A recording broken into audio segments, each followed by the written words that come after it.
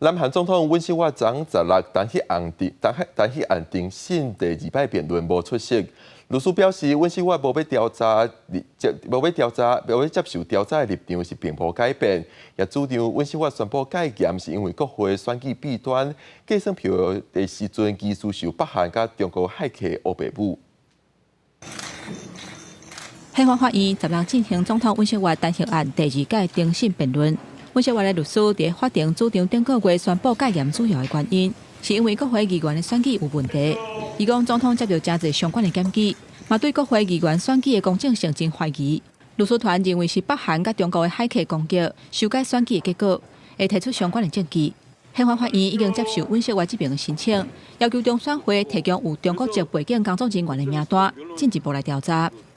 선거제도가 문제가 있다고 하면 의혹이 문제가 있다고 하면 국민의 주권 행사가 제대로 되지 않지 않겠습니까? 그래서 그 부분에 대한 시스템 점검 차원에서 계엄의 중요 이유 중에 하나고 그 부분은 답변서의 중요한 부분으로 답변을 했습니다. 그와 관련해서 증거 신청을 지금 저희들이 증거 신청을 많이 했습니다. 尹锡悦的律师团阁讲，在野党损害国家的利益，一直针对高坎的公职人员发起弹劾。 主动因修改宪法内底有关间谍罪内容，这嘛是戒严的原因之一。 윤석열의 파면이 곧 애국입니다. 신속한 재판을 통해 사법 정의를 보여줄 수 있도록 최선을 다하겠습니다. 另外，首尔中央地方法院迄天驳回尹锡悦这边针对公调处执行拘留令合法性的主张，尹锡悦会继续去予拘留。